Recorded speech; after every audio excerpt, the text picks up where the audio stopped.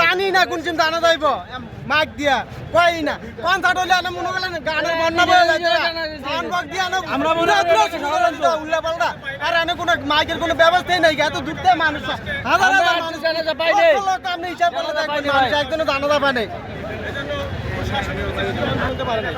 এজন্য সরকারের এই অবহেলার কারণে আমরা এই যে দূর থেকে আইসা জানাজা শরীফ দিতে পারলাম না এর দায় কে নেবে?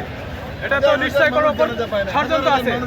আমরা সবসময় অন্যায় অত্যাচার অবিচার জুলুমের বিরুদ্ধে সোচ্চার, কিন্তু কেন যারা সেই পরিণতির শিকার হইল? আসলে অনেক কষ্ট করে মানে হাদির প্রতি যেন ভিতরে একটা রক্তক্ষরণ হচ্ছে, এই কারণে মানে এত দূর থেকে আসছি, এত কষ্ট করে পায়ে হেঁটে এখানে 2টার সময় এসে উপস্থিত হয়েছি।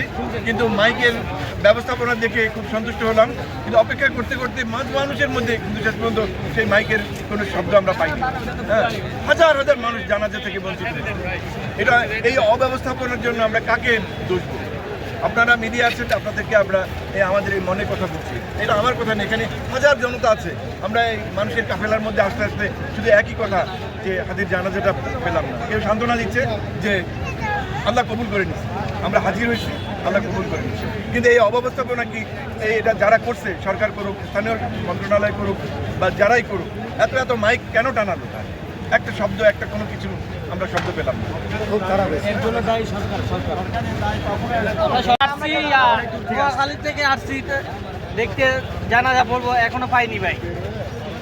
এখনো পাবেন ভাইকে একটু চাউনি দেয়নি, আমরা যে পাবো। আমরা এসে দাঁড়ানো লগে লগে দেখতেছি জানাজা শেষ, আমরা এখন এ পর্যন্ত আসি চলে আসি। মানুষের লাগে হাঁটতেছি না, হাঁটতেও পারতেছি না।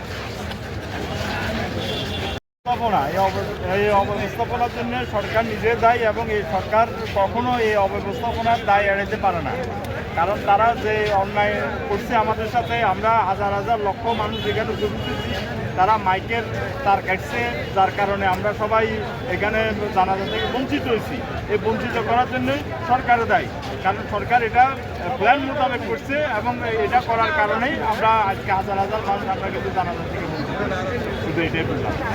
আপনারা দেখছেন ওখানে একবার 3টা জানাজা হবে, এরপর 2:30, এরপর 2টা। এখন আমরা এত দূর থেকে সবাই আসছি, আসার পরে আমরা সবাই অপেক্ষা করতে জানাজা শুরু হবে, কিন্তু হঠাৎ করে শুনে কি জানাজা শেষ হয়ে গেছে, তোমরা সবাই চলে যাও।